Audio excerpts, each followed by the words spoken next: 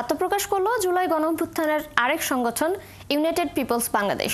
শহীদ মিনারে সমাবেশের মধ্য দিয়ে আলী হাসান জুনায়েদকে আহ্বায়ক ও মোহাম্মদ হিজবুল্লাহকে সদস্য সচিব করে ৮২ সদস্যদের কমিটি ঘোষণা করে সংগঠনটি।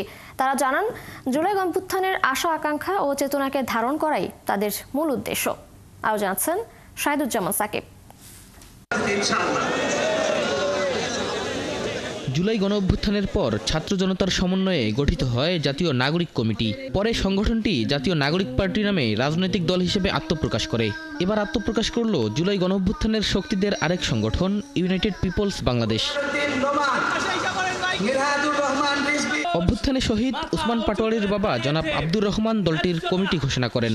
আহ্বায়ক হিসেবে আলী হাসান জুনায়েদ ও সদস্য সচিব হিসেবে মোহাম্মদ হিজবুল্লাহর নাম ঘোষণা করা হয়। আহ্বায়ক আলী হাসান জুনায়েদ বলেন, ফেসিবাদ, আধিপত্যবাদ, ধর্মবিদ্বেষ এবং দুর্নীতিমুক্ত বাংলাদেশ গড়ার লক্ষ্য নিয়ে কাজ করবেন তারা। জুলাইয়ের আকাঙ্ক্ষা বাস্তবায়ন করাই হবে ইউনাইটেড পিপলস বাংলাদেশ তথা বাংলাদেশের প্রাথমিক লক্ষ্যমাত্রা। আমরা মনে করি জুলাইয়ের আকাঙ্ক্ষার উপর ভিত্তি করে যদি জুলাইয়ের শহীদ আহত জুলাই যোদ্ধাদের আকাঙ্ক্ষার উপর ভিত্তি করে একটা শক্তিশালী প্ল্যাটফর্ম গড়ে তোলা যায়, তাহলেই কেবলমাত্র বাংলাদেশের রাজনৈতিক ধারার পরিবর্তন হয়ে নতুন বাংলাদেশের আকাঙ্ক্ষার যে স্বপ্ন আমাদের আছে সে স্বপ্ন বাস্তবায়ন করা সম্ভবপর হবে ইনশাআল্লাহ। ইউনাইটেড পিপলস বাংলাদেশের আত্মপ্রকাশ অনুষ্ঠানে অংশ নেন জুলাই গণঅভ্যুত্থানে শহীদ পরিবারের সদস্যরা। আওয়ামী লীগ নিষিদ্ধ করা ও গণহত্যার বিচার সহ নানা দাবির কথা জানান তারা। আওয়ামী লীগ নামে কোনো দল থাকতে পারবে না।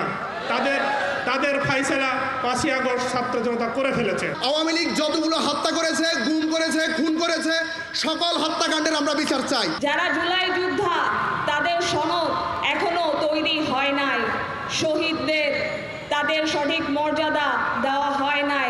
পরে নতুন সংগঠনটির নেতারা জানান, শহীদ পরিবার ও শহীদদের স্বপ্ন পূরণ করাই হবে ইউনাইটেড পিপলস বাংলাদেশের লক্ষ্য। সবাইকে সাথে নিয়ে নতুন বাংলাদেশের পথে যাত্রা করতে চাই। শাহিদুজ্জামান সাকিব, ৭১, ঢাকা।